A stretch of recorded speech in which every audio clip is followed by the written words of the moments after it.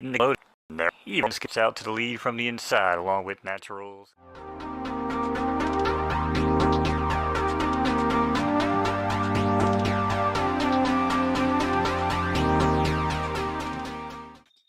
As they run the opening quarter in 22 and change, they are cruising down to the backstretch and into the home. It's the final furlong. Lock of the evening now, by a length and a half ahead. No Inspiration, No Shot. Lock of the evening over No Inspiration and Marvelous Mitch.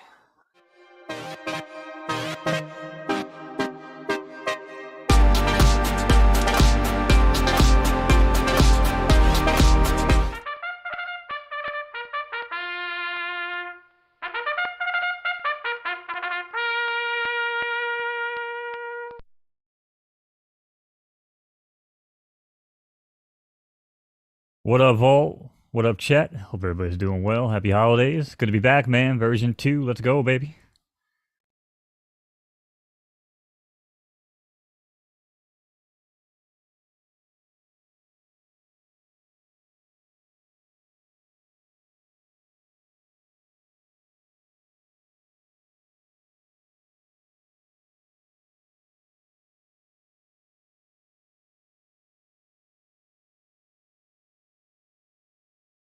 Well, that's not good.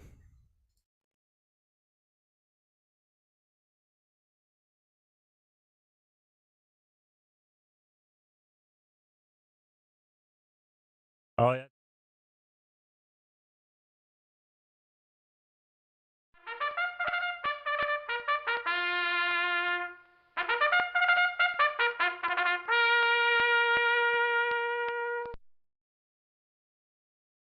Everybody stay calm. Everybody stay calm. We're Like I new was here. saying, sorry about that, everybody. This is a new setup. We are back for version 2 of Photo Finish Live. My bad, everybody. Like I was saying earlier, we are back once again for Friday night races. We're also going to have Saturday night races tomorrow. We're back with the skinniest man in the business, the top G of horse race Colin. We got Knowz here, and I got my mic working. Sorry about that, y'all. What's up, everybody? Which URL are you working? Are you looking for, Dan K? If you need the URL for Photo Finish, here it is right here. If you sign up for a new account, if you don't have an account yet, you get 300,000 of these Derby currencies that you can use to buy some of the horses off of the market. But like I said, this is still the beta version yet, so we don't have we're not playing for real money. You don't have to pay real money to get the horses, and even when it goes live, you don't necessarily won't have to, right? If I'm not mistaken, Mo. So when the game in V2, they said they're looking to incorporate real, money wagering and entry fees for races. So at that point, we'll still be using, fake derby, I guess, to buy horses and sell horses. But if you want to enter the races, certain races, or wager at that point, you'll be able to use, I guess, USDC and convert it to derby inside the game. Gotcha. See, I'm still learning a little bit myself. I do have a few horses I was able to use by Derby to snipe one off the market that was an S tier horse, and I got it for super cheap. And I also picked up a B plus horse that was a Generation Zero mare. Here's my stable right here. And then I have this A minus one that I got through the ticket and named it Swamp Thing. The one I picked up with the S tier, its name's Cheesy Hair. I don't love the name of the horse, but it's a mare and it's S tier, and it has pretty good stats here. One thing I've noticed in Mo with V2 is that I don't see the stats that we usually see with like finish, start, heart, things like that, temper. Are those gone out of the version 2, or are they somewhere we can't see them? So those stats are gone until you retire. Once you retire and you go to breed, then you'll be able to see what those stats were. But having that information so early on in the horse's career probably wasn't good for the game, to be honest. So now you have to make that decision. Have you tested your horse enough at a certain amount of, get enough data? And at that point, you make the decision. Do you feel like I might have a boosted horse? Should I keep running it? Should I breed it? But once you breed it, you'll get all your original stats that you were getting. So. All right, let me go to my stable then and check this horse that's retired. And yep, I see it now. You can see the start, the speed, the stamina, the finish, the heart, and the temper. Now, once it's retired and you're breeding, you can see those stats. But now in V2, you can't see those stats until it retires. So that's kind of a new feature to this version of the beta. I meant to say, I said what's up to everybody. I guess I was muted whenever we first started. That kind of threw me off there. But I was saying what's up to my homies that are usually here with us on Friday Night Races. Dub Dollar, Alejandro, Mr. True Stoner, Dane K, Daniel Marquez is here. What's up, Daniel Marquez? I don't know if you usually play, but you just sign up for an account and you'll get 300,000 free Derby tokens to start off with. And my man Mo knows a little bit more about what's going on right now. I'm trying to figure out how the PFPs work. I was able to get a couple of the PFPs, the stylish studs, and I think there's another one. And you get two of them, and you're able to earn currency with them. It's a new currency that I don't know about. It's not Derby. It's this currency right here. Mo, can you tell us exactly how the PFP works, if you own some PFPs, and how you can earn money off of those? Yeah, so the PFPs were the original profile pictures of the horses that they minted, and that's where they actually created the horse tickets that we're buying now on Magic Eden. So everything started off from a profile picture. And at that point, they were able to, breed. I think females were able to breed once, but some males were able to breed twice, if I'm correct. And at that point, they were able to be, create the tickets for the horses. Now, going forward, they are going to be used for staking. So you'll be able to stake those, get back a certain amount of crown per month per PFP. And every PFP has a certain amount that it accumulates per drop. And you'll be able to take that crown and then invest it into the racetrack on Photo Finish Live, where you'll be able to now collect a portion of the purses and the payouts and the wagering and everything from the track that you're invested in. So there's a whole bunch of different ecosystems here trying to work together. And yeah, man, I love V2. I think I've been telling you, and anybody that follows me on Twitter knows, man, I sold every Rainmaker card I have. One of my best horses is actually named Rainmaker. Dude, I am all in. I'm buying whatever horses I can. I want to get as many fillies as I can, but they're expensive. Yeah, man, this V2 is really, really good. The new V2 is looking good. We're going to get into it. We're definitely going to be watching some races. I got a couple of my horses registered in races tonight. I know one thing that people were talking about during V1 is that you don't see a lot of the come from behind horses. You don't see a lot of variance in how the horses are running. But in this version 2, I've already watched some races. You can definitely see the difference for sure. Before we get into it, though, to sum up on the PFPs, what exactly is Crown and what can you do with the Crown currency?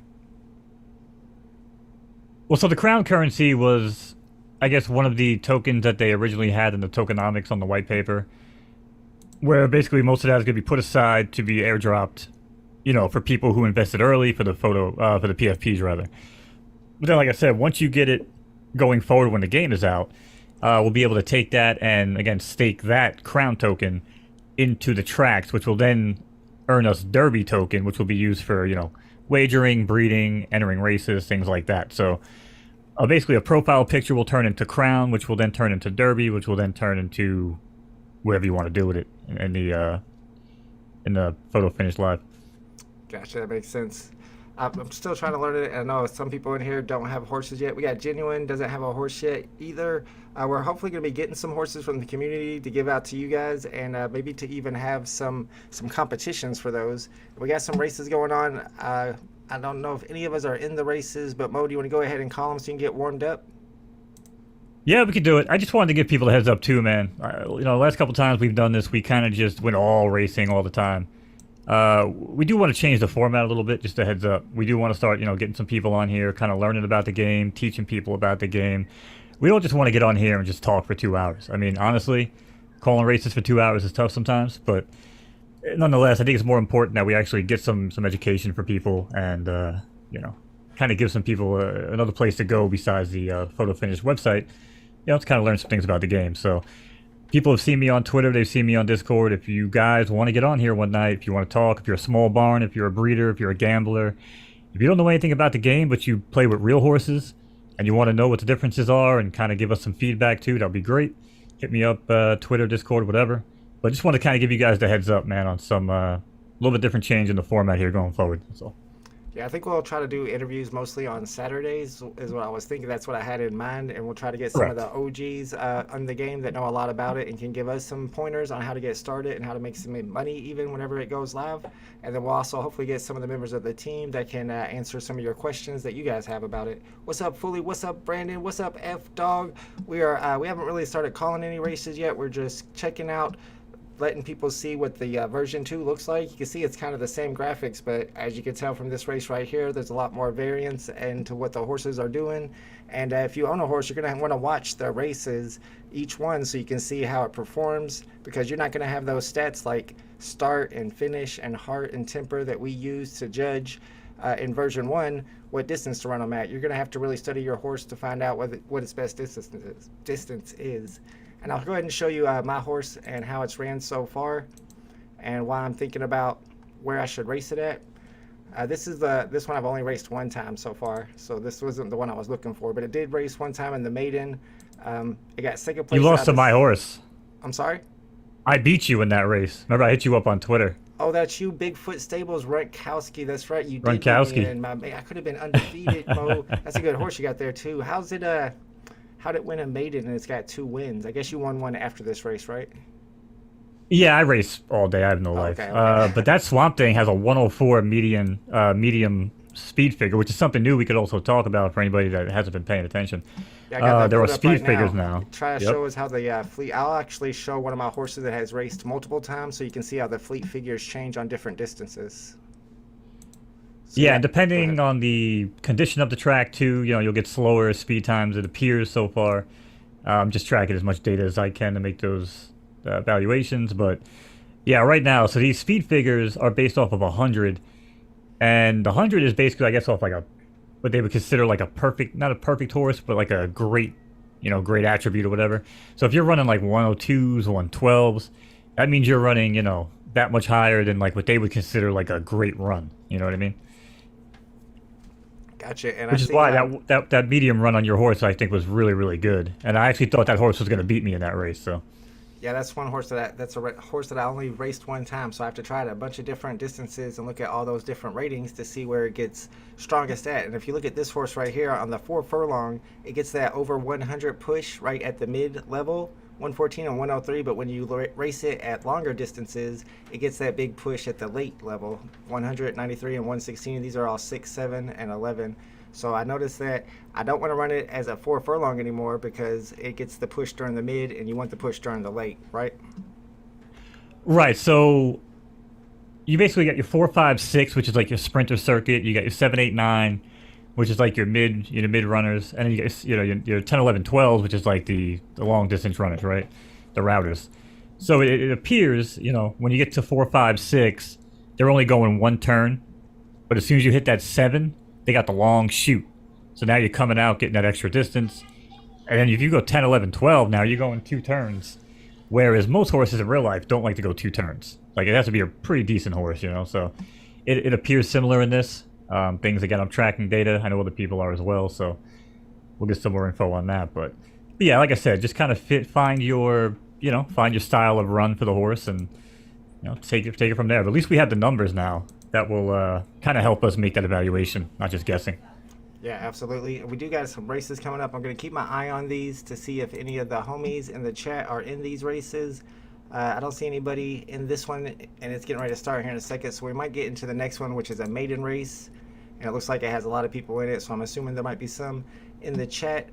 There's True Stoner. He's in that next race. And I wanted to give a shout out to Brandon in the chat. Apparently this Generational Wealth horse, the first horse I sniped off the market, is his, and the reason I grabbed it is because it had 3 full stars on all 3 preferences.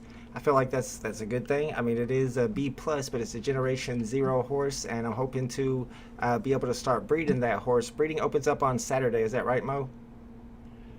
Right, so it runs from, I believe, Saturday to Tuesday night? It's either Tuesday night or Wednesday night. Okay, so you only have a few days. Right, so I mean, when the game goes live, each season will be 4 weeks. So I think, you'll get 2 weeks to race in that season and then decide if you want to retire and then start to breed in that season. So. Gotcha. And what's your strategy going forward? I know you got several horses, Mo. What do you plan on doing whenever it goes live, or what are you doing for this V2 beta? V2 beta, I've already retired 2 of my horses. I have an A+ horse that I got, and it actually wound up having an S- speed.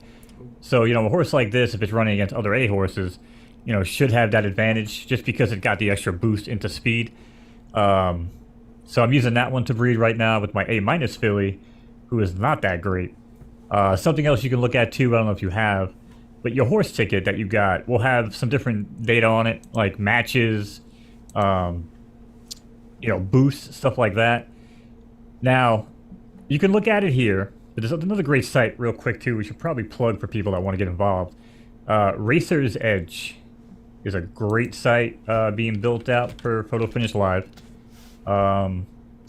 He's basically, right now it's just a lot of sales data if you want to buy horses. But eventually I think he's working to, start allowing us to track our barns, things like that. But this site is top notch. The guy that's doing it's really cool dude. So, but definitely, take some time and use this site too if you want some easier information. But if you bring up any horse, like I said, it'll show you like a preference boost and then like an attribute match. So basically, if the PFPs had certain attributes, I guess, that matched up, they were considered like a boost, which then gets applied to the stats on the horse. And I don't think there's any rhyme or reason. It's kind of just RNG on which one it goes into. But essentially, that's why I'll get an S- speed on my A+ horse, because otherwise that really wouldn't be possible without the boost.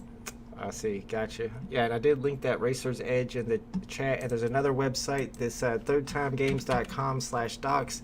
It's got a whole lot of information here I was checking out the other day. I linked it in the Photo Finish channel, and if you guys want to check it out, I'm going to keep these pulled up, and we'll link them again throughout the night, so you don't forget about them. But we do have a race coming up here in a minute. Is that already going? If so, we'll go back. No, that's the race I wanted to skip. We got a race coming up, and my man True Stoner's in this one. I think it's this maiden one, starts in 2 minutes. It's 11 furlongs. Yeah, Heavy Hoop is True Stoner's horse here, a B+ horse. We got Fauerbach from Big Brain Stables, Coasties from Rinsed Out Racing. This horse right here, I guess, I'll let you do that one, Mo. Exit Strategy Racing. We got Cheesy Lefty from Cheese Racing and Reginald from D Stables. Cheese Racing must be where I got that S-tier horse. It's named Cheesy Hair, so I'm assuming that's probably from that same stable. Brandon says it's funny money right now. Every stat gets a random row, then the boosts are applied, so higher chances at better grades, but not guaranteed from the boosts at all. I noticed they were trying to match up the Studley studs, or the male PFPs with the maidens, the female PFPs, and trying to get the same rarity so that they would get that bonus. I heard people talking about that for sure. Yeah, I wasn't around the community at the time, but what I've gathered since then is that there were some people that understood what was going on, and other people just came on and started breeding them willy-nilly. So I guess it kind of maybe even ruined some potential outcomes of breeding from the PFPs, but that's just kind of what I was gathering over the past couple weeks. Because it's limited, right? So the PFPs can only breed a certain amount of tickets? Well, yeah, I'm pretty sure the fillies could only breed once, and then they were unusable. So, if you took a really top-notch filly and didn't know what the hell you were doing, and just happened to put it with some sort of like C or B class, male, essentially to me it sounded like you just ruined a potentially great, horse ticket. But there are tons of other ones out there, man, which is kind of crazy too, because every horse that we see in this, in this ecosystem is all going to come from these original horses, So it's really, really cool to think about. So they haven't all been used up, right? All the breeds of the PFPs haven't been used up? They have, yeah. That is no longer an option. So if you own those, they're not breedable anymore. Now they're just usable to stake for crown eventually, and then again take that crown, invest it into the tracks, and collect Derby off of that track. Gotcha. All right, this is going to be the first race, the first official race of V2 for Friday night racing. I know Dane K is ready to go. True Stoner's in this one with his Heavy Hoop horse. That's going to be the one that I'm hoping is going to win this one. Let's see who the favorite is real quick. The odds are looking a little weird. What's up with these odds? I guess 3.24 is the favorite, right? And then 3.75 is the second highest, if I'm reading it right. Yep, you got it. Yeah, it's really small text there. All right, here we go, everybody. Good luck on this if you're in this race, and we'll see you after this. Mo's going to give you the call.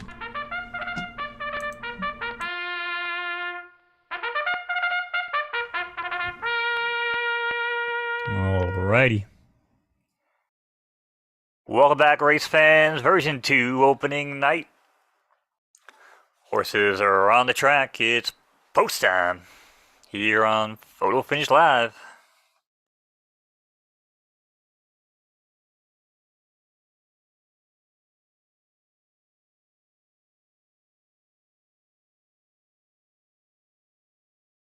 And they're off here in the Dogwood Maiden. From the outside, there goes Cheesy Lefty to the lead, followed by Fauerbach in second.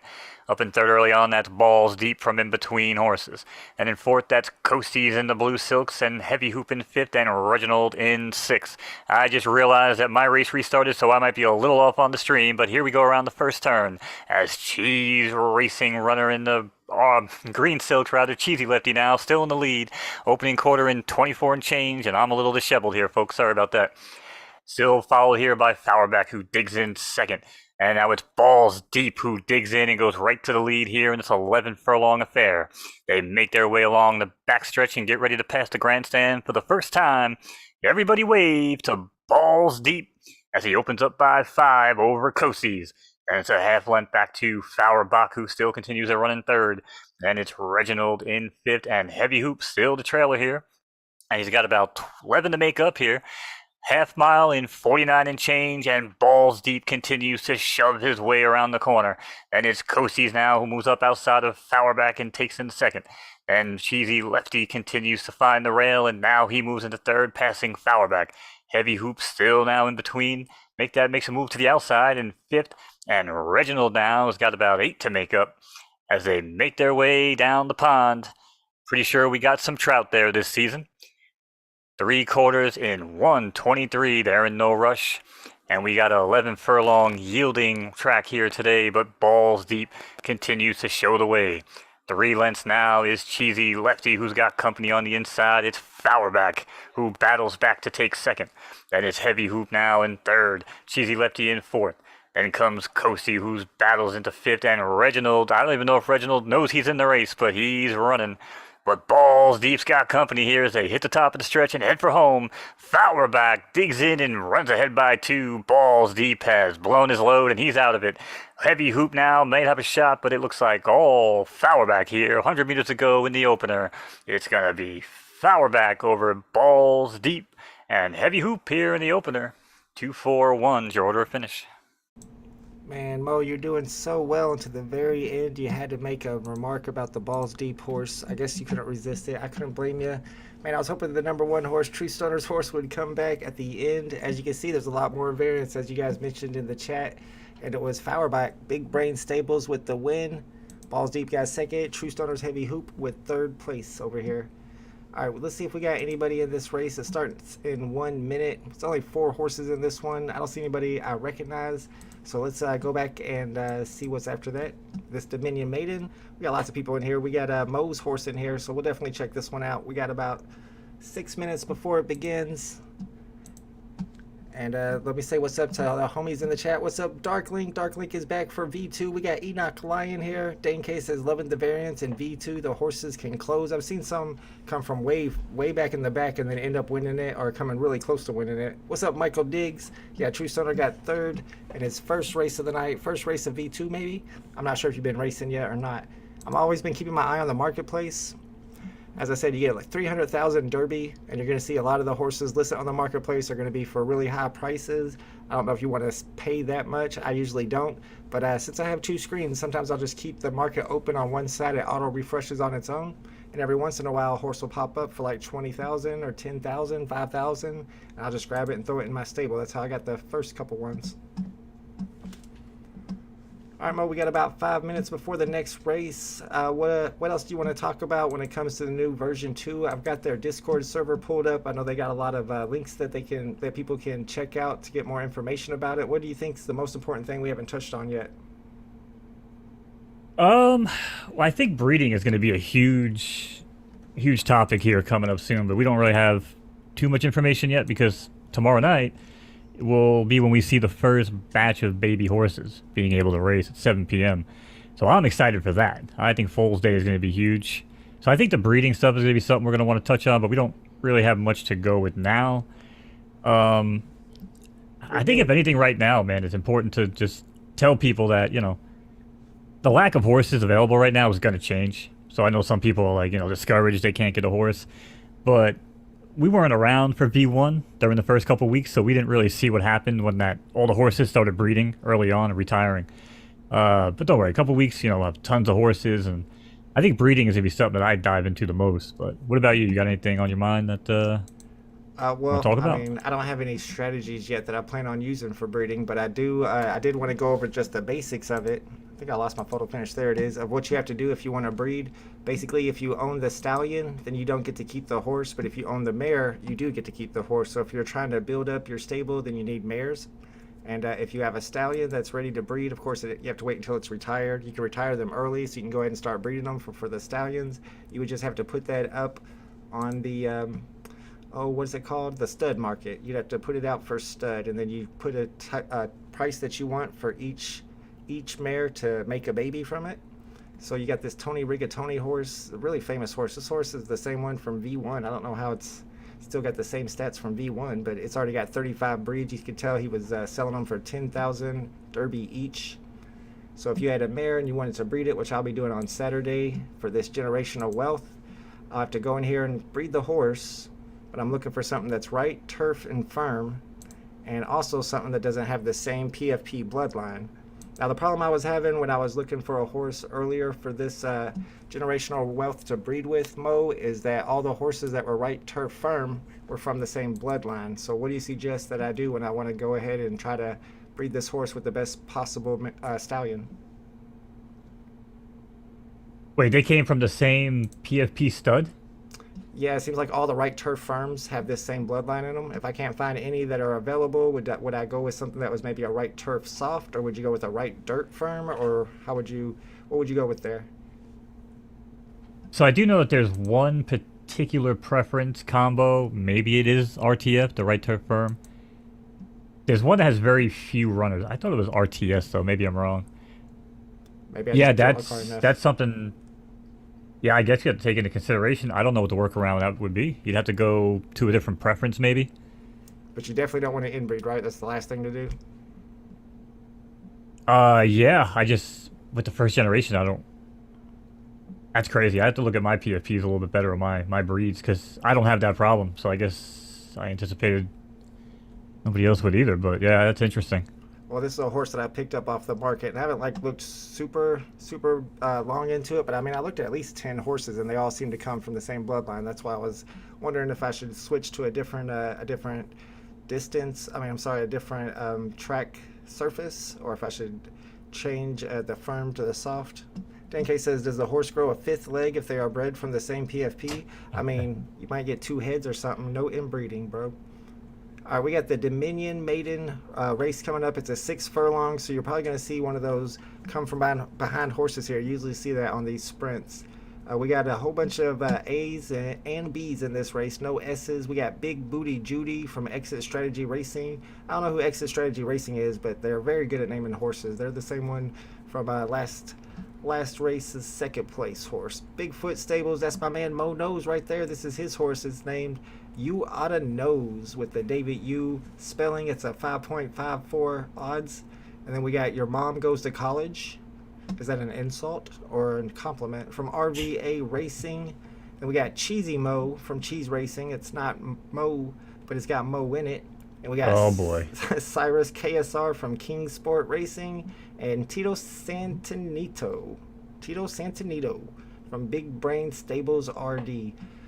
What is this 99X and 1.0X that we see above the odds? I guess the favorite always has the 1.0 and everybody else has 99X. What does that mean exactly? Well, the bottom number with the ML is the morning line. So that's going to be your typical morning line. And the number above it is the current betting odds. But if no one's wagering on the races, they're all going to be 99-1.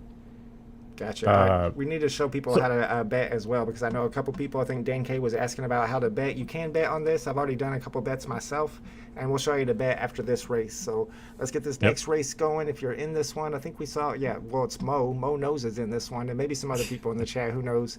Good luck to You Oughta Knowz is the horse I'm going for on this one. I'll catch you on the other side.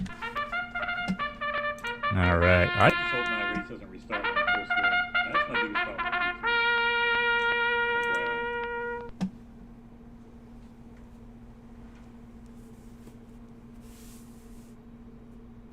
All right, horses are on the track. It's post time.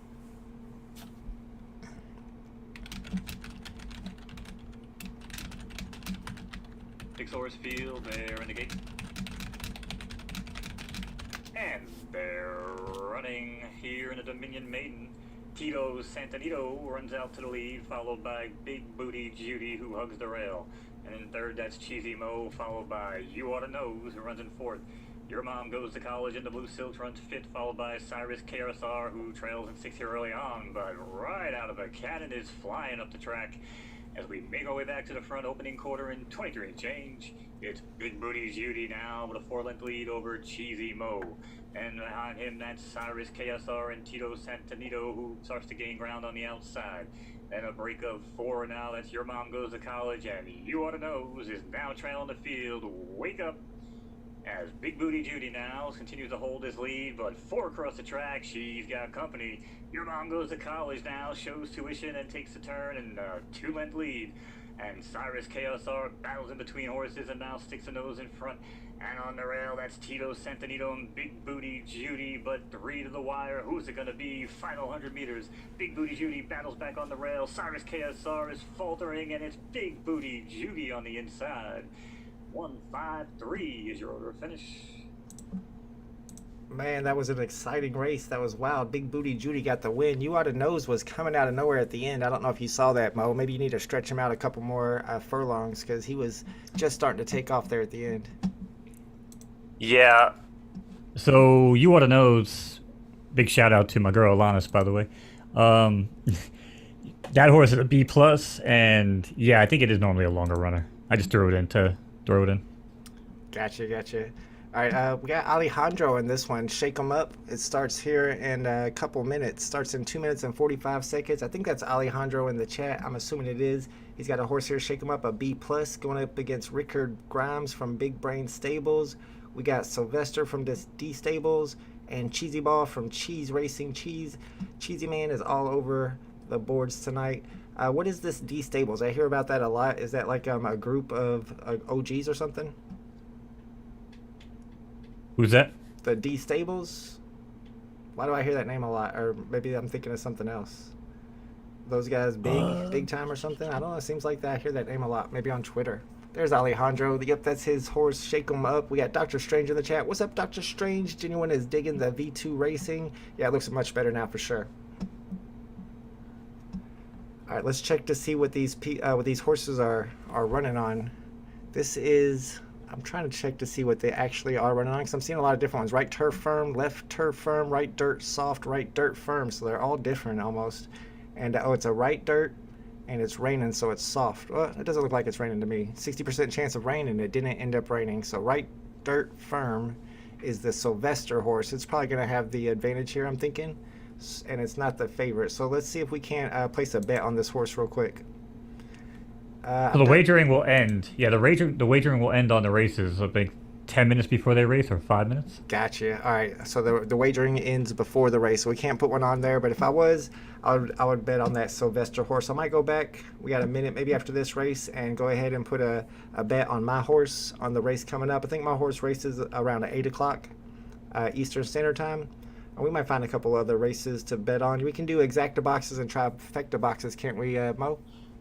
Right now it's win, play, show, but everything else will be coming. They just got to kind of, get the logistics down and get everything going. Plus, payouts on exactas and trifectas without some sort of liquidity pool is going to be really, really tricky. So that's going to be something that did to work out. But win, play, show is going to be something early on. There's also OTB Run.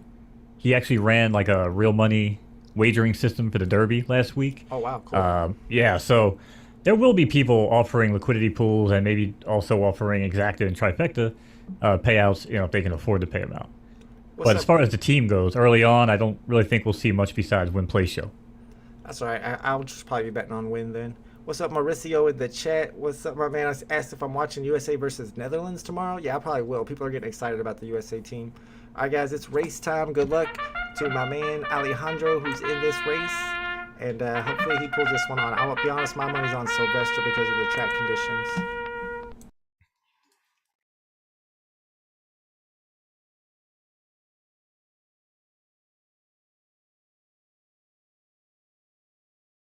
All right, the horses are on the track. It's post time here on Photo Finish Live. 4-horse field, and I'm pretty sure my mic is out of sync again. Here we go. And away they go in the Blueberry Allowance. From in between horses, there goes Ricard Grimes to the lead, followed by Sylvester. Cheesy Ball runs up in third, also showing good early speed on the rail, and Shake 'em Up runs in fourth here in this 12 furlong affair. Around the first turn they go. Ricard Grimes now digs in the rain and opens up by 4. The stable runner, that's the 2-horse. Let's call him Sylvester now, backs in the third as Cheesy Ball hugs the rail, moves in the second. And it's Shake 'em Up, still about 10 to make up off the leader here. Off the turn and into the backstretch. Ran the quarter in 24 and change on this beautiful, beautiful soggy day. Ricard Grimes now, let's get back to the action. 5 lengths, but here comes Sylvester from the back now, closes the gap by 3. He might even want to go right on by. He's got no time to mess around. But Ricard Grimes holds steady here as they pass the wire for the first time. Ricard Grimes continues to hold that 2-length lead. Sylvester now is stalking the pace in second. And it's a break of 5 back to Cheesy Ball, who's in third, and such a beautiful looking horse. Then it's Shake 'em Up, and somebody better wake him up, because I don't even know if he knows he's racing, but he's out there. As Ricard Grimes, though, he knows he's racing. Keeping that lead on the rail, buying time, opening it up by 2. Sylvester is still now stalking the pace. Cheesy Ball starts to fade back in the pack, but nowhere else to go, really, unless he wants to hang out with Shake 'em Up, and that might be what he's doing. Now back to the front of the pack. Ricard Grimes continues to dig in. 3-length lead over Sylvester as we make our way past Family Night there on the backstretch. We got to find things to talk about, folks, because a 4-horse field with a 12 furlong race is a recipe for disaster. As we continue our way, though, around the far turn, mile and 140, this is where we start to see things heat up. We're trying to say something. Ricard Grimes now is challenged on the outside. There goes Sylvester, goes right on by. And now it's a 2-horse race as we come off the turn and head for home. Sylvester now opens up by 2. Ricard Grimes tries to find some last gear and digs in, but it's not looking good. Sylvester now with a 2-length lead, 200 meters to go. They're shaking him up to the home stretch. Sylvester on the outside. Ricard Grimes battles on the inside. Cheesy Ball from the back. But it's going to be all Sylvester here in the final stretch in this really exciting affair. It's 2-3-1-4 is your order of finish. Shout out to Sylvester first place, Ricard Grimes second. It would have got really exciting if Alejandro's horse started coming from behind. He was hanging out at the back there the whole time. I thought maybe he was going to get a kick, and then things would have got really exciting, but he never did take off for us. What's up, Firefly Odyssey? Enoch said, can we get a little Arnold accent tonight? You got to keep your ears open. You might hear it. You might not. You never know when Arnold's going to pop up. All right, we got another race starting in 1 minute and 30 seconds. This one is 10 furlongs, so it's kind of long. Also 5 horses, but we got True Stoner's horse in here. His name's Starter. It's a B+ horse, but it's also got 3 stars on Left Dirt and Soft. We got ATVS from the Luke stable, Ozzy from Big Brain stable, Kentucky Boy from D stables, and Hickok's Last Hand from Groove Summer. Conditions here are Left Dirt, and it looks like it's not raining, so we'll say firm. Left Dirt firm, and we got a bunch of Left Dirt soft horses here. So the favorite is this Hickok's Last Hand. No, it's not the favorite. Why does that? I mean, help me out here, Mo. It's got the 1.0 on the top, and it's got the gold outline like it's the favorite, but it's 5.07, and Kentucky Boy is 2.71. So we're looking at, well, yeah, so the morning line, basically Pro Finish Live says, Photo Finish Live says the 2 is the favorite morning line. But as far as the betting goes with the people, they believe that the 1 horse was the favorite. Now, that could be for a multitude of reasons, and if you look at the actual betting, go ahead and hit the wager above, next to the entrance, see where it says entrance and wagers. Yeah, there you go. So if you click in here and look, oh, you'll see that there was only $1,000 bet on the 1 and $10 bet on the 2, right? So gotcha. that's going to skew the odds at all times. I gotcha. I understand. All right, so starters are the one we're looking for. That's True Stoner's horse. Good luck, True Stoner.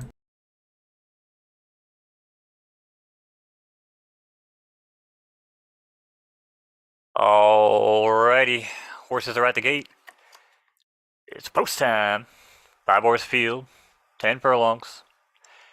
And they're off and running here in the government maiden. ATVS, like a bat out of hell, heads out to the lead. Then comes Hickok's last hand on the inside, runs along in second. And back in third, that's the 5-horse starter, followed by Ozzy in fourth, and Kentucky Boy runs along in fifth here with about 10 to make up early on. As they head on to the main track here out of the chute, opening quarter in 24 and change. But it's ATVS now who digs in the rain, continues to lead by 2 over starter who chugs along the pace. And comes Hickok's last hand, who's totally content just riding along in third. Then it's Ozzy, long break back to Ozzy, and Kentucky Boy as we head around the turn here. And we got a 3-horse field, 3 amigos. Starter, Hickok's last hand, and ATVS all duke it out here in 49 and change for the half. As the rain continues to pour down, the starter now opens up by 2 over ATVS, who battles along the rail. Hickok's also is sitting along in third in between horses. Then comes Ozzy in fourth, and Kentucky Boy, shocker, shocker, is still in last. But anything could happen here on race night with Vault and Mo. As starter still shows the way, though, by 2 over Hickok's last hand. Now it's a break of 1. That's ATVS, who is looking for room on the rail, but nothing yet. And it's a long break still back to Ozzy and Kentucky Boy. But we got 3/4 in the books, folks. 1:15. No hurry. And starter starts to pull away now. It opens up by 5, maybe 6 over Hickok's last hand. ATVS looks to have thrown in the towel and now backs into third. Ozzy looks to get going here, actually closing ground, and is in fourth with Kentucky Boy now is to hit the 16 pole and shake him up. Starter now with by 2. Hickok's last hand off the rail and looking for room on the outside. But starter is hanging here with every step. Here comes Hickok, and from the back, don't look now, it's Ozzy, but he's not going to catch him. It's 5-3-1, starter, Ozzy, and Hickok's last hand. Order of finish. Let's go. Congratulations to True Stoner. The Stoner Circle gets the win. Ozzy came out of nowhere at the end there. I thought he might catch him, but not enough distance left. And the Governor Maiden, so that's starter's first win there. Congratulations to True Stoner. And I know Dane wanted to ask about how to bet, so let's try to do a bet real quick before we watch the next race. Let's go into our races here, and I'll go ahead and bet on my horse. It's coming up in 7 minutes. Oh, we got a race coming up in 7 minutes with Swamp Thing. I think that's not enough time to bet. You can see the betting is only open on these right here. But I have this one right here, the Diner Handicap. I'm in this one, and I got my horse Cheesy Hair. Let's see if we can figure out how to wager here. I don't know exactly how I did it last time. Do I got to click on my horse? So what do I got to do to wager, Mo? Well, if the wages are open for a race, it'll say betting open. So you click on a race, and then above all the horse names, it'll say place wager next to the entry fee. So the race you're looking at, the Diner Handicap, actually doesn't have wagering open. Well, all right then. So it's actually, you got to wait for a certain amount of time. These are the ones you can bet on. So I see what you're saying here. After it goes to open for entry, it's not open for betting. So we can bet on this New Mexico Maiden horse race, or the Sloppy Handicap. Let's bet on this one. We got a little bit more time. Let's see what we got here. We got an A+ Proper Cowboy from RVA Racing. We got Purse Snatcher from Rinsed Out Racing. Old But Gold to Stables. Highlander from Big Brain. Black Burgundy from Breeding Bad Stables. Black Burgundy's never raced. Highlander's never won a race. It's got 1 second and 2 thirds in 7 races. Old But Gold has 2 thirds in 7 races. Purse Snatcher's got 2 seconds in 13 races. And Proper Cowboy has only raced once and got a second place, which I like that. It looks like 60% chance of rain. I don't think we know if it's raining or not, because we just checked in the last race we were looking at. It looked the same. It had the same picture there. It had 60% chance of rain as well. But when we looked at the race, it was definitely raining. So I don't think we can determine if it's soft or firm. But it is a right turf, and everybody here is right turf. Furlong is 8 furlongs. One thing you could do is go in and look at the races of each of these and see how they performed at 8 furlongs. That's the one that actually hasn't raced yet. Let's see if this horse has any past performances on 8 furlongs. It does not. It has 11, 12, 5, 10, and 6. You can kind of make some determinations off of that. I think I would have to go with the Proper Cowboy to win. It's going to be, I guess that's the favorite though, ain't it? 1.60, 2.4 morning line odds. Not going to win any money betting on that horse, though. Let's see if we can pick a horse to upset it. I think Oh, I didn't realize we had a race going off. Whoops. Oh, do we? Are we in this race? It was the Harmony commemorative. Yeah, I'm waiting for Painkiller this. took it home. Hopefully, none of you guys in the chat are in that Harmony commemorative. We're waiting for this Four Corners maiden race.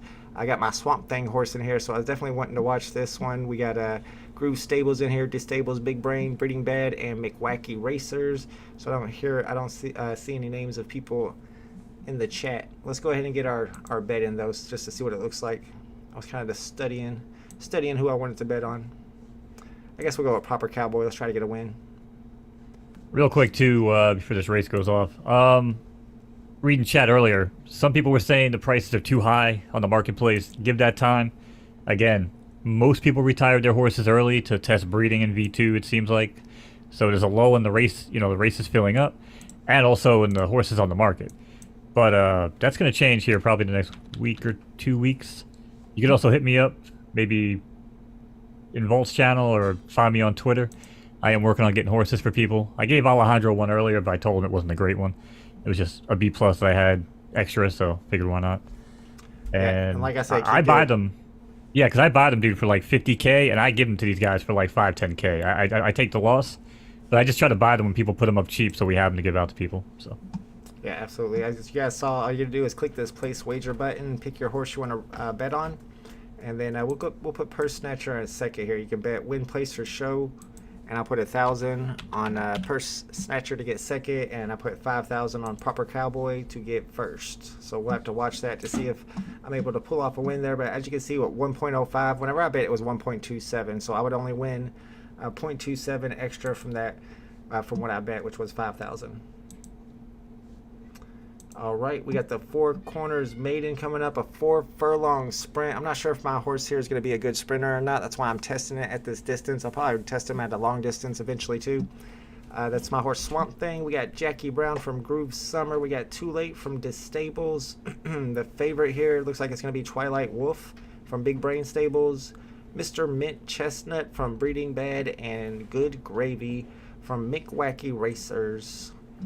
We got 3 minutes before start time. It's a maiden race, so none of these horses have won a race before. Right turf and 80% chance of rain. Looks like we got a bunch of right turf softs, and then my horse is right turf firm. So maybe I got a 20% chance of it not raining, and then I'd have the advantage here. True Stoner with the win. Let's go. Brendan Hames says grade 1 race right now. Oh, I should have watched the grade 1 race. I didn't realize that was a grade 1. And Alejandro was on there too. My bad. We were showing how to bet on Grass Cutter. Uh-oh, that might have not been the one I picked. Everything for me is retired, says Brandon. Interesting. So you must be messing around with the breeding then. And starting tomorrow, is there a certain time tomorrow when you can start breeding, Mo? So the week, or the season, restarts at 7 p.m. Eastern, pretty much when we go live, so it'll be right on time for us. And yeah, every Saturday right now. Gotcha. Yeah, we will be live tomorrow, 7 p.m. I'm gonna hopefully my horses will be rested by then. They take less than 24 hours to rest after racing usually, and I'll be able to put them in a couple of races. But keeping my eye on the marketplace, my suggestion is to just have that open and on another screen, and keep your eye on it. Every once in a while, a horse will pop up that you can afford and that's worth picking up. I'll probably pick up any of them at this point just to fill out your stable a little bit. You already know which one. Yeah, I mean, right now you just want horses, you know what I'm saying? You want horses to run, get some data. If you're interested in playing and you want to, invest money, obviously you're going to want to start really doing some homework, before you start investing, so. Where do you start at? What do you think was the very first thing you need to learn whenever you're decided to get into this? I mean, learn what kind of horse you want to run. You want to run a sprinter? You want to run a router? You want a wet horse? You want a turf runner? You want a dirt? Because like I said, if you want a wet horse, you're going to be using different speed figures compared to what you'd be using for a dry horse, because they're just faster when it's drier. So you're going to want to start studying some of the top barns. You can go into the leaderboard on your left there. You can start clicking on barns, looking at their top horses. I don't know. I can look at it real quick. Oh, so yeah, I think RVA is on here, right? I'm not sure what RVA is. Yeah, so RVA is who owns the Degenerate Derby winner. Balloon Arch. And that is up for stud. They actually messaged me and told me that might be a possible mate for you. That's a male, and I think your horse is a male too, right? Which horse? I got 3. This is RTF, Right Turf Firm. Oh, I'm not right turf firm. Yeah. Mine's a stallion. Okay, yeah, well his is too. But anyway, what I like to do is you can go in here and just start taking a look. What's up? So there's nothing wrong with that. All right, we got about 7 seconds before the race begins. The 4 corners maiden. All right, good luck everybody in this race, and I'll leave it up to Mo.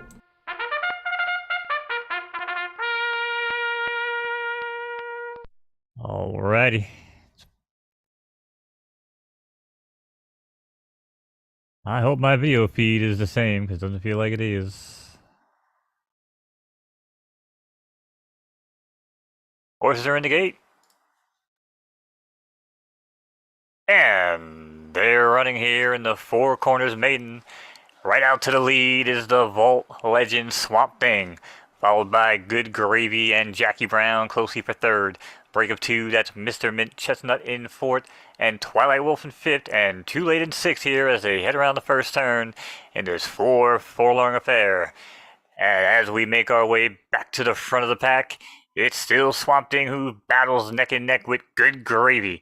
Then it's Jackie Brown who has a ground-saving trip on the rail in front of Twilight Wolf and Mr. Mint Chestnut. And it's Too Late, still trailing the pack. Only 6 to make up, though. But here they go to the wire. It's 4 furlongs, I forgot. And Swamp Thing is now passed by Twilight Wolf and Jackie Brown. It's 4-2-1-5 is your order of finish.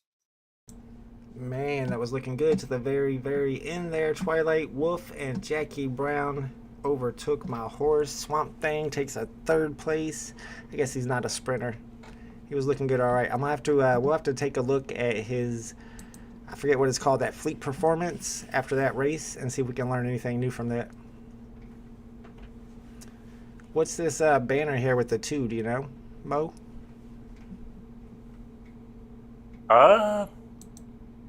You have a bet on that race, maybe? Oh, it is. That's exactly what it is. Thank you. That's the one that we bet on. So we'll have to check that out. That's the one with Proper Cowboy and Purse Snatcher. We got the Sloppy Handicap. I like the name of this race. The Sloppy Handicap with a whole lot of horses in this one. This must be an important race. Maybe this is that grade 1 you were talking about. Or I don't see it. I don't see a grade. Yeah, this is a handicap stake. Handicap races are popular right now because it actually gives every horse the best chance to win. It handicaps you based on, this is something new too we should talk about. It handicaps the horses based on the amount of wins, the amount of money they've earned. So some horses will carry like 8 pounds or 4 pounds, whereas like the weaker horses will carry 0 weight sometimes, and have an even chance of winning the race. So you will see handicap races fill up more than the allowance and everything else, even though some allowance races have restrictions or conditions as well. So what you mean by carrying pounds would be, I mean, of course it's digital, so it's not real, but for example, this horse with the S- would be running with like it was weighed down an extra 8 pounds to make it 8 pounds slower against this horse. This horse would be 4 pounds slower. That way all the horses are handicapped so that they're all the same. They're expected to be, I don't know what, the same power, the same speed, and then whoever has the most heart wins. Is that one way to put it? Well, not necessarily the most heart. I mean, there's other things that come into play too. You got temper, which could be how hot and cold does the horse run based on their average stats. They could have like a 7 speed, but if their temperament's too bad, sometimes it might run like it's got a 2 speed. Sometimes it might run like it's got a 12. It's just the higher the temperament, I think it's just kind of like the horse is gonna be more consistent. You know what I mean? Yep. 100%. I get you. You can see that the horses that are getting the bets on them right now are these long shots at 25-1 and 22-1 morning lines. People are betting on that, hoping to hit it big with those. The favorites, though, are the S-minuses, Better Than Most from RVA Racing. And then you got this William Travis horse down here from Balthasar Mangers. And my man Mo's got a horse in here, the only mare in the race, Dig Deeper with Sona. Is Mo's horse. That's the horse. That's the horse that I won last weekend in the fantasy football tournament. So wow. I took my NFL knowledge flipped it into the suites. So the suites is something else we could, could also mention to people. It's also from Third Time Games with Photo Finish Live. Suites is like the whole metaverse get together and like a social watch sports together and hang out type of thing. But you can own these suites and you get these suite tokens.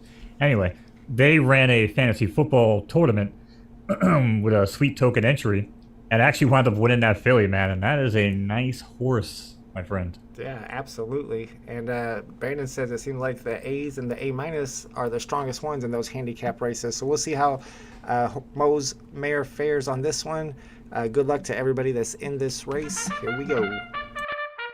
Quick disclaimer, I don't think my horse actually should have ran this race because I think she might pull a hammy, but we'll see what happens.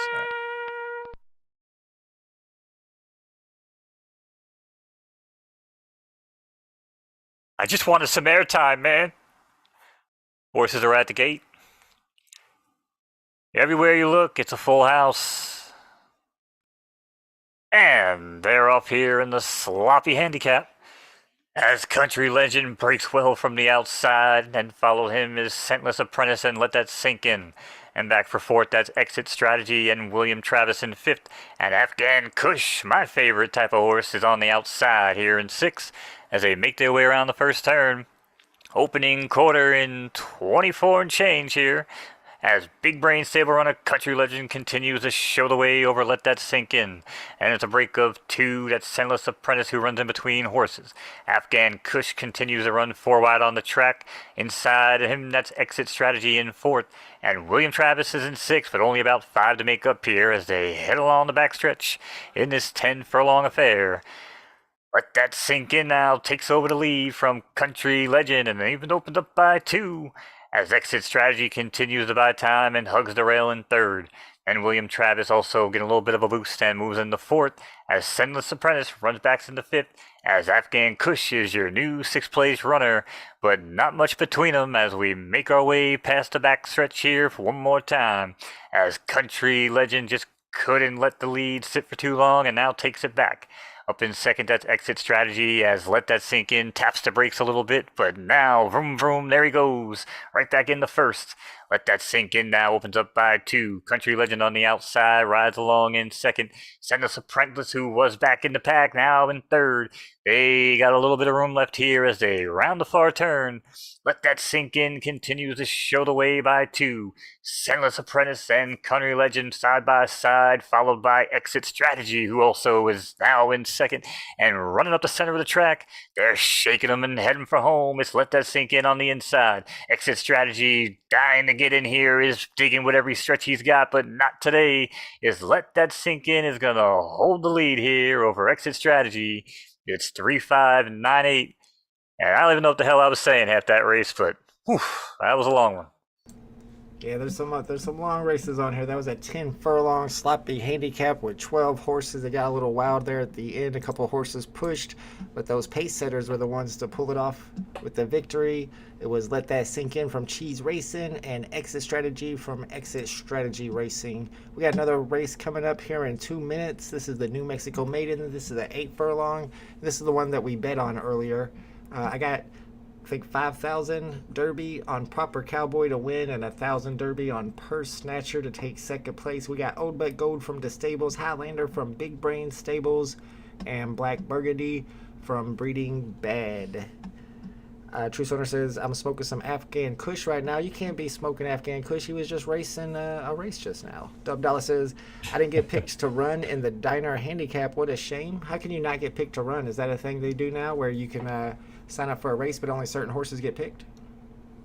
Yeah, if you look at certain races, I'll give you an example here. Is these, well, a sloppy handicap was one of them. But yeah, okay, so Diner Handicap coming up. See how it says 13 out of 8? Oh. So it'll allow as many horses to enter, but then we'll basically have a selection committee. I don't know the exact criteria. I don't know if they've said what the exact criteria is, but it seems like, the more earnings, the higher the rank of the horse. So like a B plus will never get selected over like an A or an A minus, it seems like. Interesting. I didn't know they did it that way. That's actually pretty cool. So that has something to do with the handicap races? Is that what you said? Or the allowance races? There are some other races. Stakes races, I believe, as well, also do that. Okay, cool. Yeah, so you'll notice when you join races, it'll say like immediate selection or selection committee. Immediate selection is, 8 horse field. As soon as 8 are in, it's locked up. Nobody else can enter. Gotcha. Very cool. What's up, C Spill in the chat? I know a lot of you guys watched the version 1 when we were doing Friday night races. Let me know in the chat if you guys can tell a big difference but on how the races look. They're not as predictable now once the race gets started on these V2, and you got a lot more movement going on with the horses, which I think is really cool and makes for some exciting races. We had a couple exciting ones today. All right, I'm hoping for proper cowboy on this one. Purse snatcher to get second would also be nice. Good luck if you're in this race.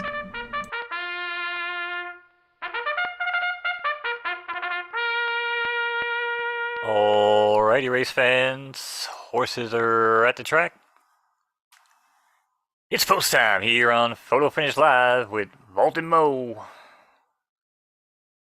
5-horse field locked and loaded. And they're running here in the New Mexico Maiden. Black Burgundy starts strong from the outside.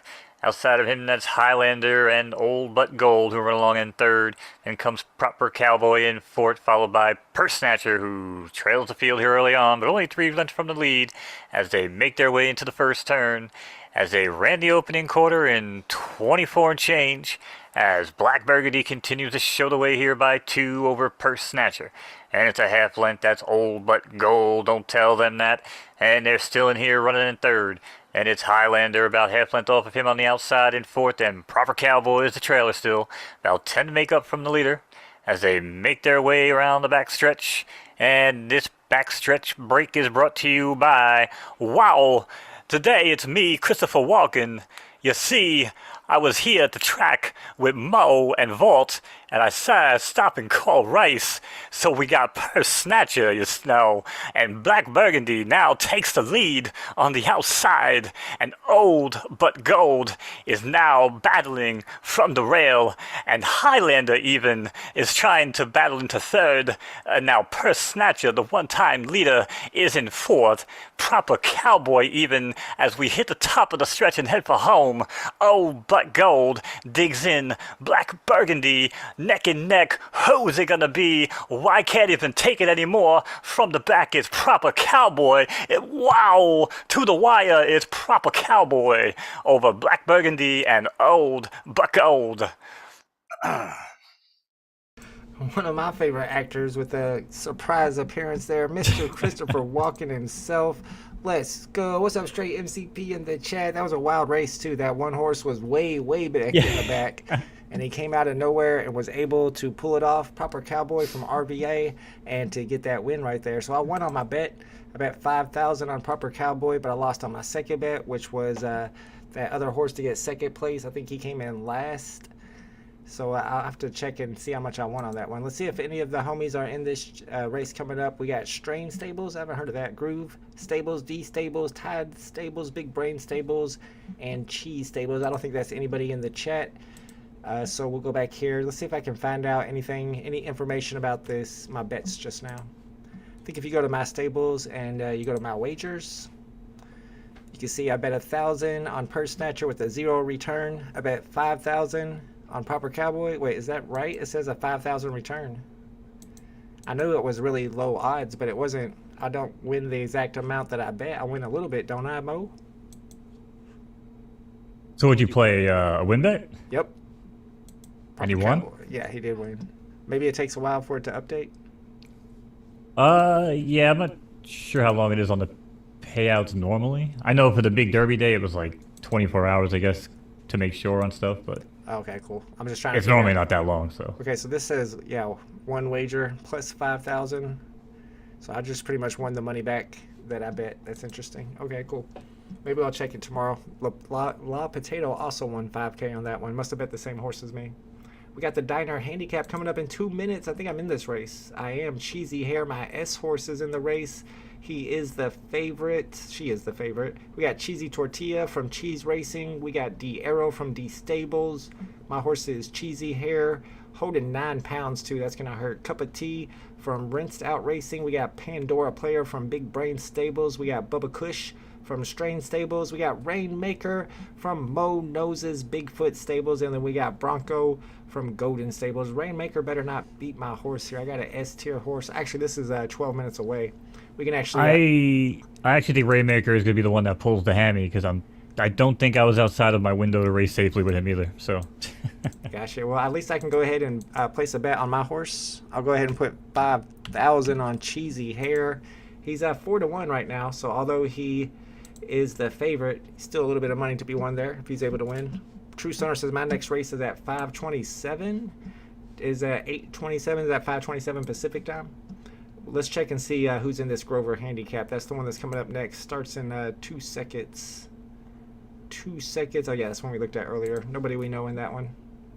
And then the one after that. Oh, is the betting open? The diner cat. That's not till the 17 after. So we got about 11 minutes before the next race. I guess a couple of them got canceled in between. Dane K bet on Cheesy Hair. Cheesy Hair is going to lose too much weight. He is holding, or she is holding 9 pounds. I just found out about that weight thing. Is that something that they do in real life too, Mo? Yeah. Weight down horses? Man, I didn't know that was a thing. That's not even. I had my announcer voice on. Whoops. Yeah. What's the point? I mean, I kind of understand the point, but can't they just race against horses that are on their level instead of putting weight on their back? That just seems wrong. Well, I mean, in real life, you have certain things too, because you have jockey weights to take into account, and then you have like when there's a apprentice jockey who hasn't won like a certain amount of races or whatever, they're allowed to carry different weight than like an actual jockey. So there's that whole thing to take into consideration. I don't think we're going that deep in photo finish live. I'm not aware of that. If jockey weights are going to be a thing.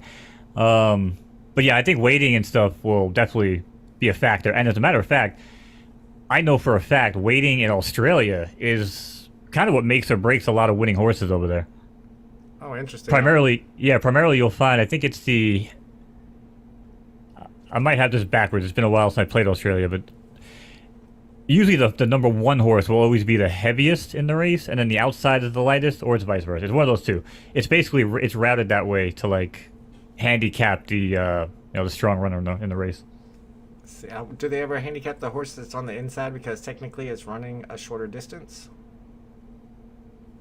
Well, most of the time it's when they're coming down in class too. Yeah, I mean, I don't know the exact reasoning behind it. All right, I want to check out the leaderboards and look at some of the top stables and their horses. Before I do, though, do you know if there's like any type of ETA on how long V2 is going to last before they start the actual live version of the game? No, but if V1 was any blueprint, we'll be going for quite a while. But again, I think that they do plan on doing like real money wagering and entry fees for races, like prize money, in V2. I don't think it's going to start live and then kick that off. I'm pretty sure it's going to be incorporated into V2, and then we'll get one more full reset, for the live when that's kind of like worked out too. Gotcha. I see. All right, so how come a lot of the horses I see are age 5? It's either age 1 or age 5. Where are all the 4-year-olds and 3-year-olds? Is that because of how the game just started? Or am I seeing that? Well, yeah, so when the tickets were redeemed on day 1, we were all 2 years old, right? Okay. So or we're already in season 2, technically. So all the age 5s are the Generation 0 horses, right? Correct, yep. And then tomorrow will be the first time that we'll start seeing, the baby horses coming in to play for the first time. Gotcha, I see. All right, so I'm just checking out some of these horses from the top stable right now. Golden Stables, some of these Generation 0 horses. Looks like they haven't ran them very much, but out of 4 races, was able to get a win and a second. And you can see some of these fleet numbers. Nothing really over 86. There's actually a couple of zeros here. I wonder if they maybe got injured on that race. The zero's an injury. But again, I was telling you this earlier too, right? So that horse is good. Actually, that horse beat me in that second to last race on that where he won. Yeah. But I don't hold any grudges. But if you look at the soft, if you look at the sloppy, if you look at even the yielding, those speed ratings are significantly lower than what you would find on a fast track or a good track. And again, I'm pretty sure it's because of, they run slower on a wet track. It's just typically how it goes. So, you know, got to take that into account too. So his speed figures might not be that great, but that horse is also running on a sloppy track. I'm checking out the top horse in this stable. It's named Lucky Lucy. It's a S tier mare, Generation 0 horse. And you can see some of the fleet ratings here on different tracks. What does yielding mean exactly? So I was actually just corrected on this yesterday because one of my main concerns early on were like, if you play real horses, you understand that you don't really see sloppy on a turf track, because normally they would just move it off of the wet turf and move it onto the dirt, right? Right. So that doesn't really happen. So for me, that kind of threw me off, right? So yielding is basically the median, right? And if you're going up to good and then fast or firm, right? So yielding is like the middle. And if you want to go down where it's wet, it would be into soft and then sloppy. Gotcha, I see. You got the 5 grades, right? So yielding is basically your middle ground, right? Not wet, not dry, just runs in the middle of the preferences. And then, yeah, up to good, and then fast or firm. And then going down where it's wet, it goes down to the soft, and then sloppy. Yeah, and on this horse you can see on the soft and like the sloppy tracks, when you're looking at the fleet ratings, you got like 50s here. And that's because it's a firm horse. It prefers the firm, the fast, and I guess good would be another one that it prefers. And sure enough, it has 89s and 100s on those type of tracks. That's why it's important to make sure you're getting your horses into races that it prefers, especially when it comes to whether it rains or not. Even though it's percentages, sometimes it's like 60% chance, and you just don't get lucky, and it ends up raining when you think it's not going to, and that can affect your horse's performance. And I mean, that's something else to take into consideration, right? When it's real money. You know, in real horse racing, you can scratch your horses out of a race. So you could have like alternate entries where, you know, if it winds up raining and it's a soft track and my horse has no shot unless it's firm, scratch my horse. I think in real life you actually lose part of your entry fee from the barn. I don't know the logistics on that. I don't own a real horse, but that's what I was told. So you don't actually get all your money back, but you can scratch out of a race, you know what I'm saying, and not risk your entire entry fee. But in this, I don't know how that would work, right? Because you can't have a whole race just back out of a race and scratch the race. You'd have to have alternate entries. You'd have to have, you know, different horses to come in to still fill the race. Yeah, that's true. Plus, they don't allow you to back out of races once you enter, do they, on this one? On photo finish? No, they don't, and that's what I'm saying, right? So if there was some sort of option, maybe, you know, for like, hey, if it happens to be a sloppy track, like, and someone's willing to take my spot, so maybe like there's like an alternate, again, just like in real life, like an alternate entry list where, okay, cool, Volt's horse doesn't want to race, but Mo's, you know, in waiting, so we can allow Volt to back out because we have Mo's horse to go in, right? Maybe a system like that could be implemented. Well, which again is why we're going to bring, you know, that have like 80% or 90% chance of raining, and everybody puts their soft horses in there, and then there is that 20 or 10% chance that it doesn't rain. Then all those horses would pull out. There wouldn't be any replacements because everybody expected that to be a soft race. That's probably one reason why they can't do it. Yeah, but they could also have a 5-horse, you know, reserve list for firm horses that enter. True. And then as those first 5 back out, the 5 firm horses that, you know, do that.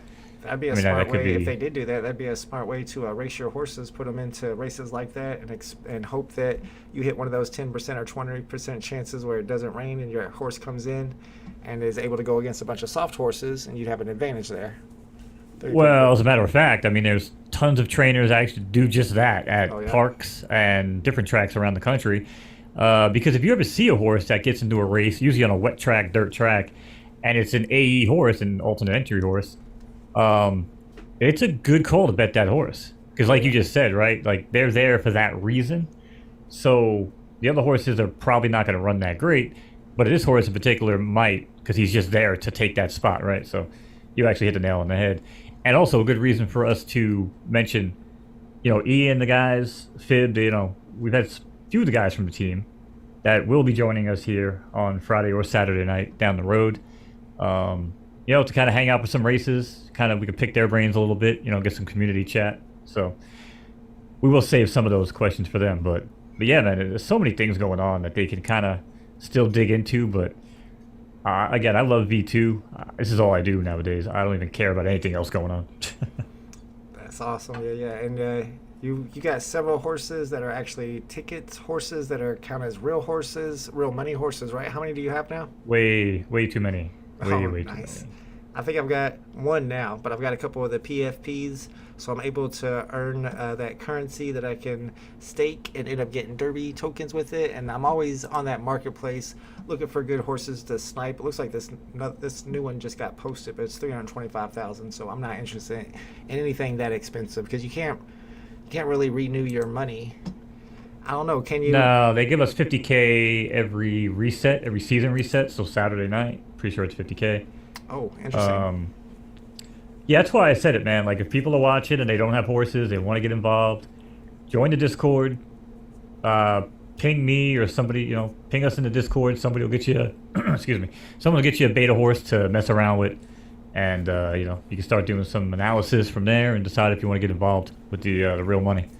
Yeah, and now that breeding has started, I would keep my eye on the marketplace now more than before because now you're going to see a lot of people who breed multiple horses and they're only going to keep a few of them, and the rest of them they're just going to throw on the market. And I know when I'm breeding and playing games like this, and I just want to get rid of horses, I throw them up there for cheap because I want the room in my stable. I just want to get rid of them, and that's how I was able to hit this S tier horse that's about to race for super cheap. I was able to pick it up for like 20,000 of the Derby. So just keep your eye on the market, guys. Good luck, everybody, in this race. We're going for Cheesy Hair. That's my horse. We'll catch y'all out there.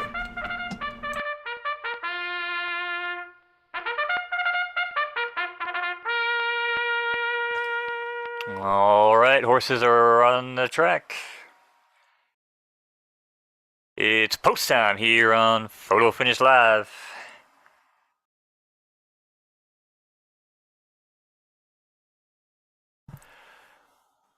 Eight in the gate, locked and loaded. And they're off here in the diner handicap. Cheesy Tortilla flies out to the lead from the inside post. Then comes Rainmaker on the outside. No bias here. And in third, that's the D-Arrow, followed by Pandora Player in fourth. And in fifth, that's Bubba Kush, and Cheesy Hair runs along in sixth here early on as they make their way into the first sloppy turn. I know how you kids like 'em sloppy. Opening quarter in 23 and change as Cheesy Tortilla now opens up by 4 over Rainmaker. And in third, closing the gap on the rail, that's D-Arrow and Cheesy Hair in fourth. Back in fifth, no change there, that's Pandora Player and Bubba Kush, who has about 12 to make up. Called a country mile at this point, but they're all chasing Cheesy Tortilla on the back stretch. And D-Arrow as Cheesy Hair now battle it out neck and neck with Rainmaker just watching from the outside position. And we make our way to the fifth spot. That's Pandora Player, who's still looking for room, but got somewhere to go. And it's Bubba Kush. Not interested yet, but anything could happen here at 100 to 1 as they push their way into the turn. It's Cheesy Tortilla would make it a furlong lead over the crew. But D-Arrow now starts to make way and digs in on the rail. Cheesy Hair is also finding their best step here late. And Rainmaker is also there, foot 4 wide on the track.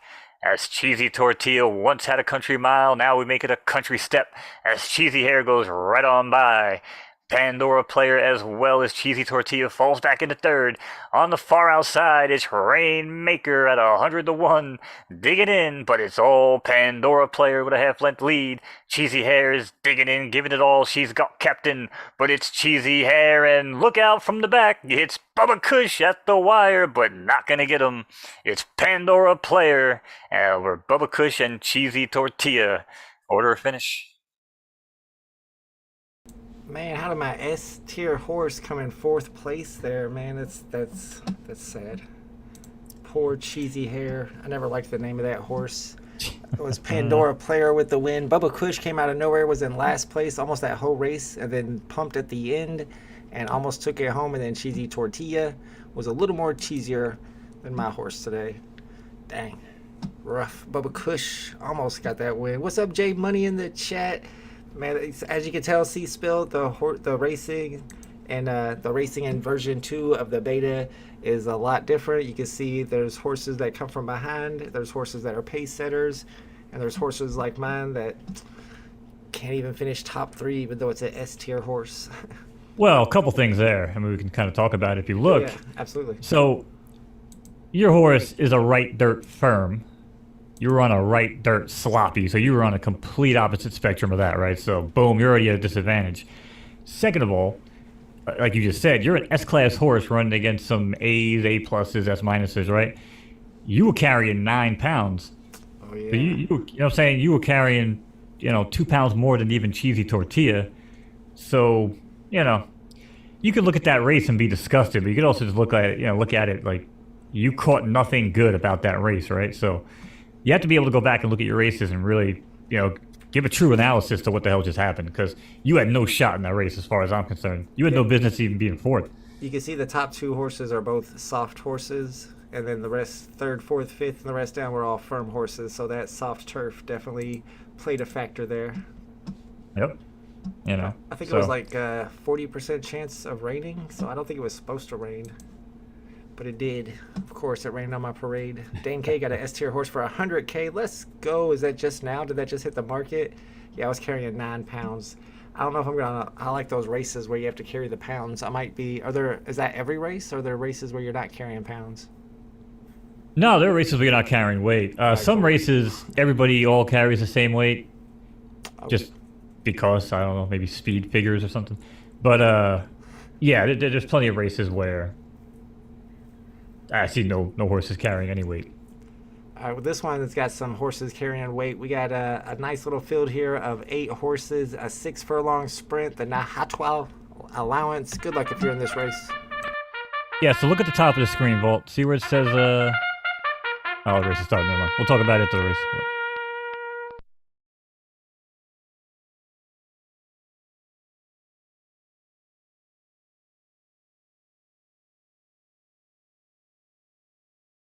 Alright, pretty sure my video feed is delayed. This new setup is a little weird. 8-horse field in the gate. And away they go here in the Nata allowance as Frankie Boy darts out from in between horses and takes the lead. Next to him, that's D. Sultan, who runs along in second. Then comes Chicken Dinner in third. Broke No Joke in the yellow silks runs along in fourth in front of Alaskan Thunderfuck. And this comes Serge Evis runs along in sixth. With only about 6 to make up though here as the opening quarter went in 22 and change. Frankie Boy still shows the way, but that lead has shrinking quickly as Broke No Joke now closes the gap and pulls within 2. And it's Alaskan Thunderfuck and Chicken Dinner on the outside, and the Sultan as well runs along in 5th.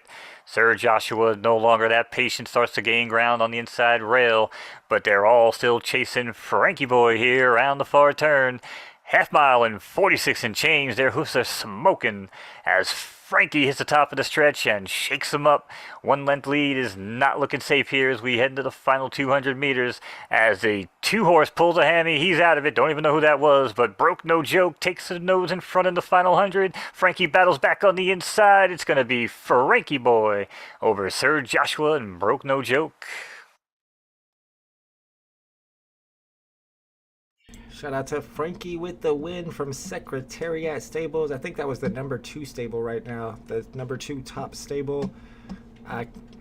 Man, you dropped some F-bombs on that one, bro. It's... Nah, fuck. It's just fuck. Like, fuck. Yeah, it's not that full word. Yeah, I'm abbreviating the fuck. I was like, what the... Did he just say that? All right, let's see what else we got. Oh, what was it that you wanted to mention, Mo? Oh, well, 2 things. One, it's really... The one difference from V1 to V2 for me is that now when I full screen my live race, trying to call it simultaneously with you, it restarts the race, and that is killing me. I don't think you're off. I could be wrong, but last couple races, when you thought you... I'm getting real lucky. I'm getting real lucky because I'm just, like, clicking a certain spot ahead in the stream. It's giving me, like, a VOD stream when I full screen it. Oh, no. Yeah, it's definitely not a good change for us here on race night. But I'm going to talk to them. But anyway. Yeah, so what I want to show you, though, if you look at that race, look at the top where it says the allowance, the race type, and then to the right it'll say requirements with a little I next to it. If you click on the I, the information, it'll tell you here the requirements. And depending on certain requirements, you'll be allowed certain weights. So if you haven't won more than $5,000, you don't have to carry the 2 pounds. But if you have one more than 5K, you're automatically going to get 2 pounds on your back. You know what I mean? And if you Okay. look here, it says must have finished at least first in no more than one race. So if you have more than one win, you can't even join that race. You know. All right, yeah, I'm checking out some of these now. Say it's a lot of them are by the selection committee. Oh wait, so what? They're all saying the same thing. When am I clicking on the wrong thing? They all don't have requirements. No, you're clicking on the selection committee thing. You have to go to a race that has requirements. Oh, That's where the weighting will come from. gotcha. Let me find one. Let's. What about stakes? Nope, this one does not have requirements. Let me go to some past races. Well, you'll see it. You'll see it on the main page too. Go to like the opinion allowance at 853. Here's the requirements. I see one on the maiden. Of course, maidens have to has never won a race before. All right, Well, yeah, but that has nothing to do with. Unfortunately, that's not the weighting one. But yeah, that'll have a requirement. But that'll be in the same spot for anything that'll tell you like if you've won under 5K, if you've won under 10K, all that stuff. Okay, now I see it. Yeah. So here's one for the opinion allowance. Must have finished at least first in no more than 3 races. So you can't have more than 3 wins. Must have finished at least first in no more than 2 races. Allowed 2 pounds. Must have finished at least first in no more than 1 race. Allowed 2 pounds. Interesting. Okay, cool. Yeah, so you got special races here which are going to help you with horses that aren't, maybe you don't have S tier horses, but you're able to get into some of these allowance type races, some of the races that are restricted, so that you're going against competition that you have a chance of actually finishing top 3 in. What's up, the biggest bro in the house? Thank you, my man, just stopping by while I'm on break. Yeah, we're doing a little bit of horse racing. We'll be back again tomorrow night, biggest bro, for some more live horse racing. So if you haven't got any horses yet and you have some extra time, you definitely want to check out the Photo Finish Live's platform before they go live while we're still in beta. Looks like Bigfoot Stables, Knowz has a horse in this race. We're definitely going to check it out. 10 furlong race called the Good Omen Memorial. We got one S tier horse. It's probably going to be your favorite. Its name is Curly from Soulmate Stables. We got On and Off from Big Brain Stables. Chasing Tell from Rinsed Out Racing. Una from Una Racing. Blitzing Beauty from RVA. We got Auric Goldfinger from Moe's Bigfoot Stables. We got Cheesy Fingers. Man, it's been a cheesy night from Cheese Racing, and Colorado from Garden Stables. That's your field. Let's see who the favorite is. It looks like it's going to be Curly, just a little bit over Cheesy Fingers. And Moe's horse, Auric Goldfinger, is at 20-1 over here. Let's check out Auric Goldfinger before we get this started. You can see the fleet figures right here. 67 early, 71 mid, 85 late, which is good. It's a closer. This horse is way out of its element, though, in a grade 2. And that's going to be something people have to come to terms with, too. You know, I mean, I ran it because we're on stream. I figured I'd throw it in. But, yeah, ideally, you know, this is not a grade 2 horse. You know, and if you look at where I ran it, pretty sure it broke its maiden the first race out, too. Oh, nice. But, yeah, you'll learn quickly that this is probably not a grade 2 horse. Gotcha. I'm looking at some of the fleet figures, and it looks nice that it's a late breaking horse. It's a closer, from what I can tell. Oh, yeah. Yep. I like that. I like closers. All right, we got the Good Omen Memorial. We got Moe's horse, Auric Goldfinger. That's the one I'm rooting for. Good luck if you're in this race. We'll catch you on the other side.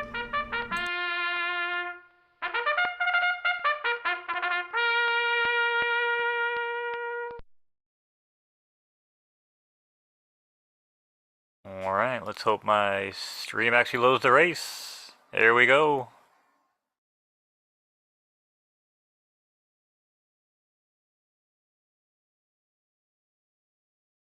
Horses are at the gate. It's post time here in this major race. 8 in the gate yet again. Locked and loaded. And they're running here in the Good Omen Memorial as Chasing Tail and Curly deck out to the lead, neck and neck, and followed by Auric Goldfinger, who runs along in 3rd. And in 4th on the outside, that's Colorado, my favorite place to ski. And it's On and Off in 5th, and Una Y in 6th here as they make their way around the first turn. Opening quarter in 24 and change as Rinsed Out Racing runner Chasing Tail continues to show the way by 2 in this Good Omen Memorial event. Curly continues to dig in on the rail and now wants to take a shot at the lead early, but he's now sitting in 2nd, about half neck off the lead. Blitzing Beauty pushes their way up into third, followed by Colorado also in fourth. On the rail, that's On and Off, who still sits in fifth, and Who Know Why is still in sixth, as they ran the half in 48 and change. They're in no rush. But we got time here in this 10 furlong affair, which, while we're talking, folks, make sure you hit that like button for Vault. We'll be here every Friday, Saturday night calling the races, as we got to kill time here on the backstretch because sometimes nothing's happening. But as a matter of fact, we got a new leader. It's Colorado now at 4-1, sticks his way into the lead. Blitzing Beauty now holds second by 2 lengths, and Curly is still on the rail in third. Outside of him, that's Chasing Tail and Unawai, who runs along in fifth.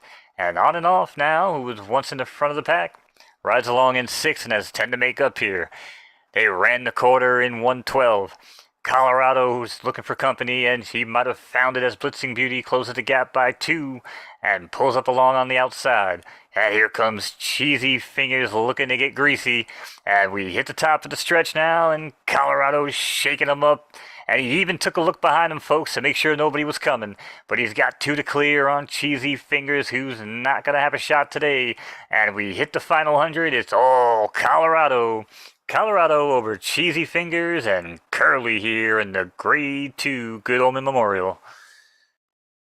The 3 favorites of the race finished 1, 2, 3. Colorado with the win. Cheesy Fingers made a big push at the end, but not enough to get the win.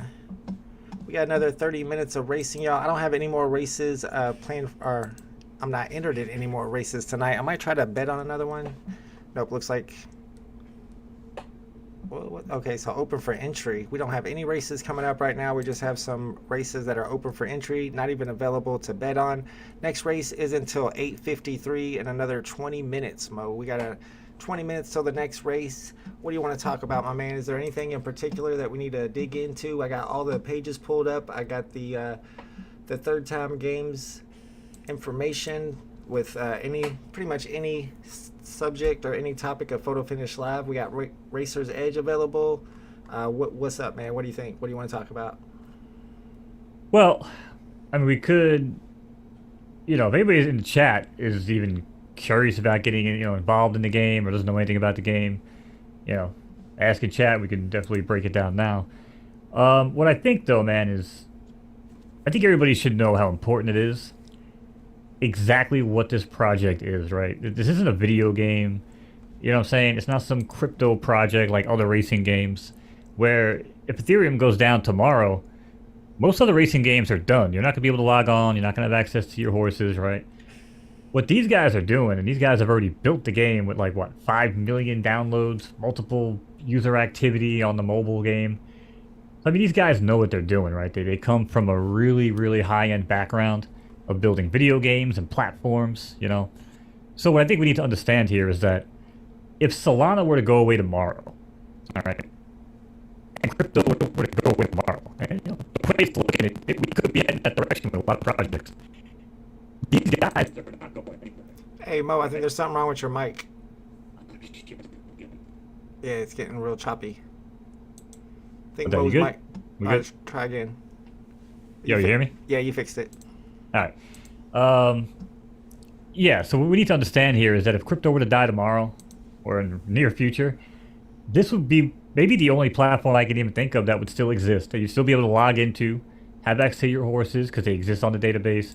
Down the road it's going to be USDC and, buy Derby with your credit card, then just, in and out, kind of like you do with, gems on VB. So I think people really need to understand that, man. There really shouldn't be any hesitation if you're into horse racing, if you're into, simulation type stuff. This is the only project that I am putting a penny into anytime soon. It's not financial advice, but that's just the way I see it, man. This whole thing could go away tomorrow with crypto and whatever, but this platform could still exist and we'd have a horse racing simulation that mirrors and rivals real horse racing, right? That's important, man. That's a huge, huge selling point for this whole thing. Yeah, absolutely. It is built on the Solana blockchain, but like you said, it's like its own independent thing. It had a... No, not really, though. Not really. It's not built on the Solana blockchain. It's the horse... Okay. Right, the PFPs and the horse tickets and all that, right? But these databases and everything that we're tying into to log in is not. Because what I understand is that if Solana got turned off tomorrow, you'd still be able to log into this website, which means it's not on the blockchain, right? It doesn't run off of everything the way that other platforms do, as far as I understand it. So Is Crown or Derby on the blockchain? I mean, again, the PFPs that you would earn it from are. Oh, okay. I was just wondering if those are actual cryptocurrencies or just like gaming currency. I mean, let's think about it realistically, right? And we have a few minutes. We all know that Sony and Microsoft and all these big corporations are never going to be like, "Hey, join our game and buy our NFTs," because they know people hate NFTs, right? They know it. They're not dumb. What's going to happen is you're going to log in to whatever platform, and you're going to say, "Hey, do you happen to have some sort of Phantom wallet or MetaMask? Click here to link it." And all it's going to do is it's just going to act as some sort of like a mirror. Like, oh, let me just cross-reference. Does this dude own that? Sure, it unlocks this in the game, right?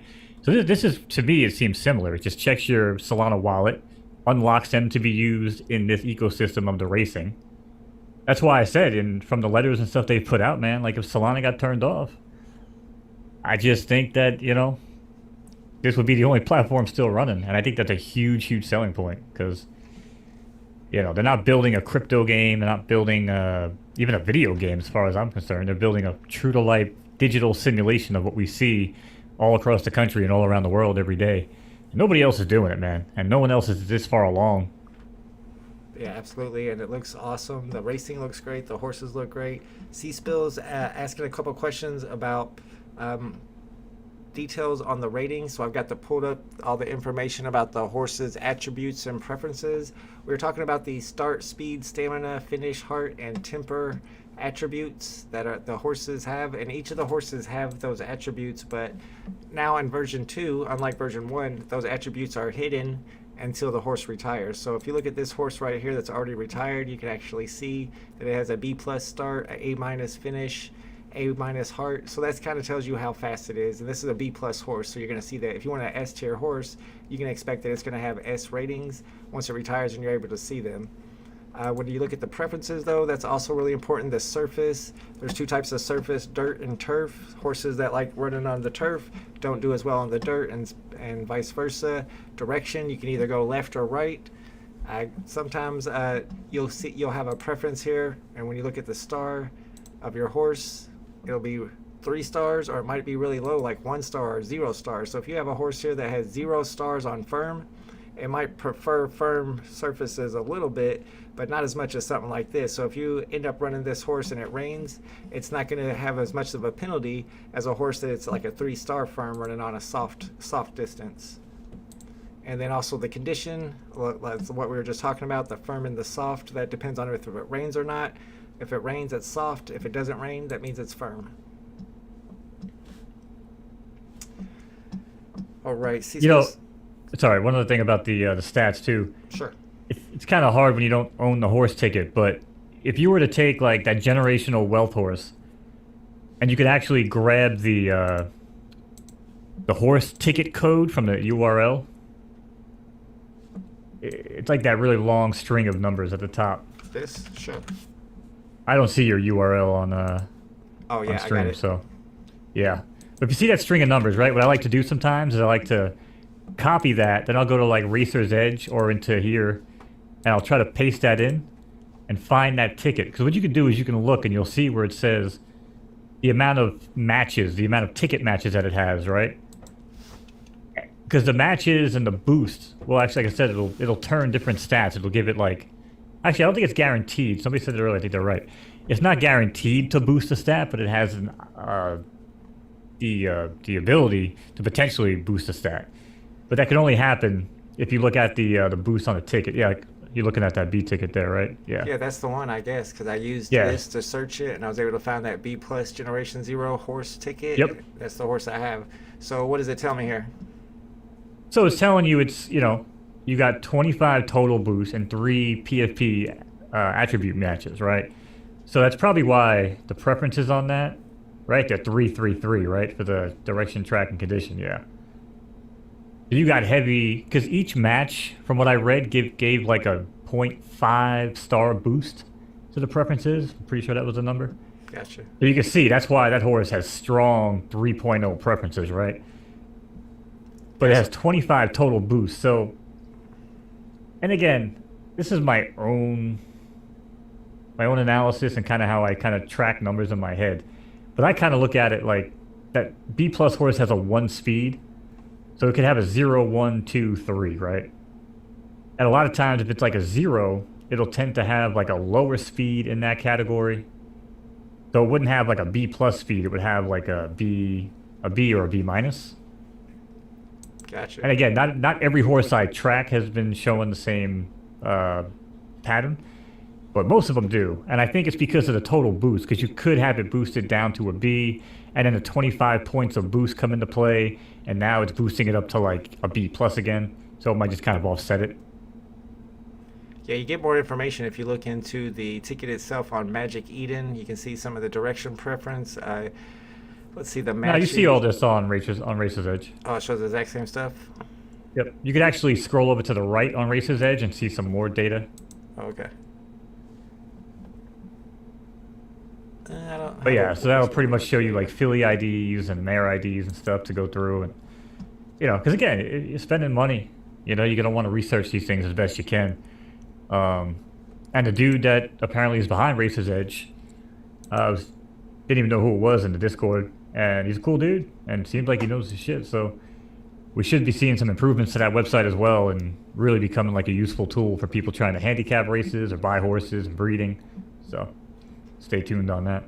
Yeah, and you can go to that Racer's Edge and click on reports to see how well the project's doing, how the PFPs are being sold daily. Looks like there's been several A- horses and an A horse that was sold today. Also a stylish stud and a marvelous mare. I kind of feel like the people buying the studs and the mares are trying to match up those backgrounds, because that's probably, I guess, a rarity that can match whenever they breed them, and that's going to give them a bonus because it matches, right? Is that why they want to give Well, them? no, because these PFPs will never breed again. Gotcha. Any breeding that ever would have taken place for that is over. Like I said, the only use that these things have right now is you can set them as a profile picture, and you can stake them for Derby coin. Gotcha. Interesting. Okay, cool. Wait, I'm sorry. I got that backwards, right? So you stake these and you get airdrop crown. Like every profile picture, when you click on it, will show you how much crown it earns lifetime. And then you split that up based on monthly or whatever, and you'll find out how much you'll get every month. So then you'll take that crown, you'll invest that crown into the racetracks that we race on every day. And then you'll start getting a kickback of Derby, again, based on the race activity, the prize pools, the betting, all that good stuff. So, yeah, this is going to be a really, really huge site going forward. And we have seen quite a bit of activity on the market, not even from the whales. It's, in Discord, it shows you like that new little leaf when you get new people coming in. Oh, yep. We've seen a lot of nice green leaves coming in, man. It's good to see. I know there's other racing games out there that people aren't too happy with. So, it's pretty cool to see real horse racing players actually taking notice, man, because this whole, I can't even call it a game. This whole platform is just going to be massive if everything goes the way it should, Yeah, with these simulation style games, they're really fun for people who get into the stats a lot and can try out new breeding styles and really dig into their horse, watch their horse race several times so they know exactly what the best distance is, all that good stuff. The more information you have, the funner it is for people like me. I like that kind of stuff. You can see here. Right, but you also have the option to breed up, though, right? So in other games, you can't breed up. It's always a decay in stats, and it's always a decay in everything until it basically just waters it down where everything sucks, right? And that's cool, I guess. But, when horses don't die and they don't, the legacy doesn't get left behind, right? In this game, you're going to be able to breed up. So if you can grab there's a really good article.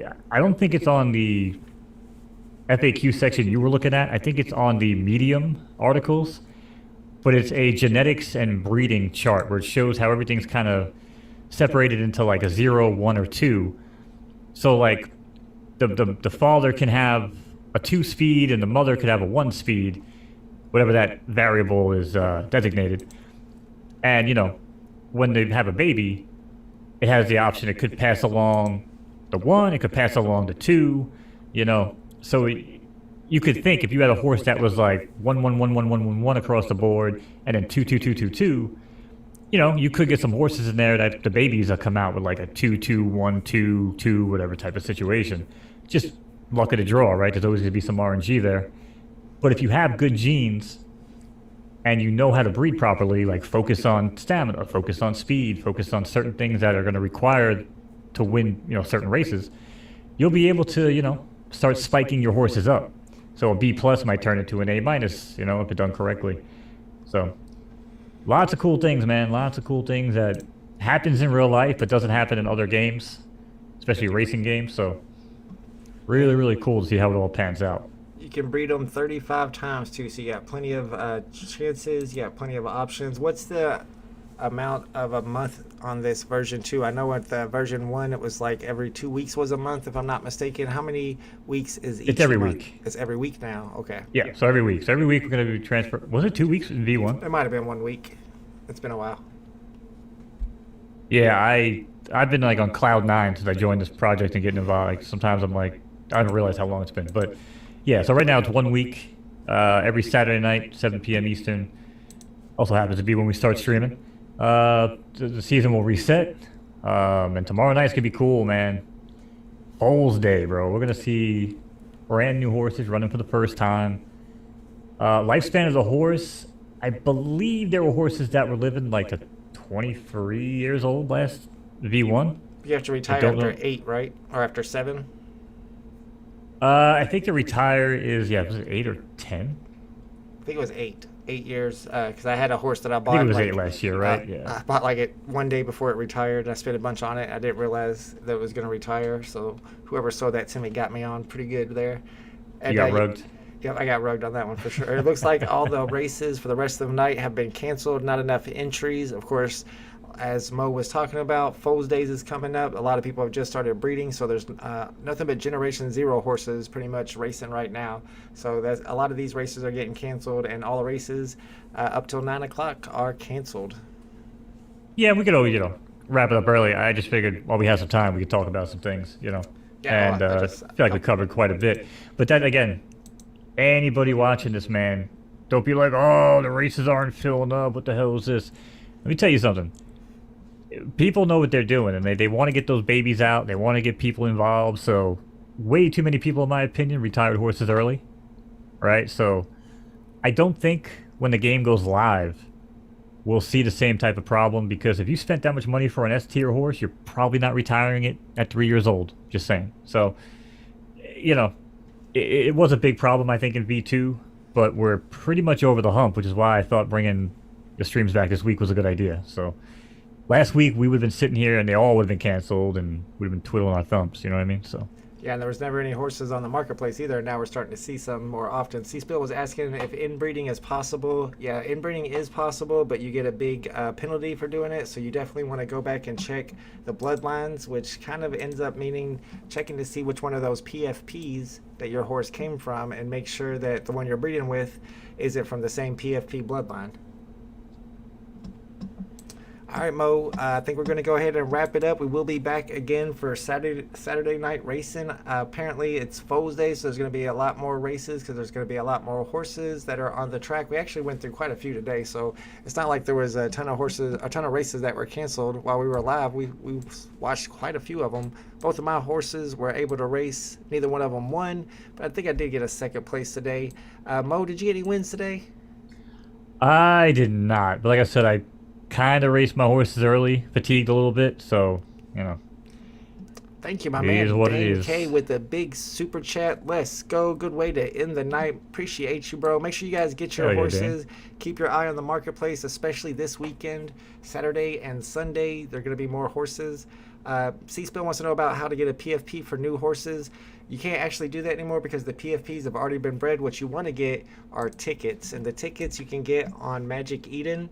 If you get like a S-tier ticket, they're kind of really expensive, but if you get like an A-tier ticket, they're not that bad. And these are tickets that you can cash in to get horses, not only for this beta version, but then again, after the beta version is over and the game goes live, once again, you'll be able to cash that ticket in and again and get your horse back from the beginning with all new, I don't know about all new stats, but it wouldn't have any records. Would it get re-rolled, Mo, when it goes live if you have a ticket and you cash it in again? Is it going to be the exact same horse with the exact same stats, or is there any? I think it's a reroll. I'm not 100% sure on that, and that's why again I want to get guys on teams because I have questions like that. But I do know that I had a ticket re-rolled, and I think it was a different color in V1. Oh, so there is a little bit of variance there. So yeah, if you own a ticket, then that's how you cash it in for a No, generation. actually, no, I'm wrong. Sorry, that was a visual bug on my end. Never mind. Never I mind. see, I see. So we're not 100% sure because I thought maybe there was some variance there where you said you could go up a level or down a level whenever you re-roll, or maybe it goes up or down the same every time, every version. We're not 100% sure about that. Well, I think your horse ticket will always be the same, but I think some of the boosts that it has, like I said, my A plus, is always going to be an A plus, but that S minus in speed boost, I hope I get that on the re-roll because that's, for me, in my opinion, that's a beautiful thing to have. So Yeah, 100%. That's definitely going to pay off. All right, guys, make sure you come back for tomorrow if you're online. We'll be back at 7 p.m. Eastern Standard Time, and we will see you guys then. Thanks for hanging out with us. Thank you, Mo, for the race calling, and I'll see you tomorrow as well, my man. all right, brother. Appreciate you as always, Vault. And Chad, have a good night. We'll catch you guys tomorrow. Later, Peace. homies.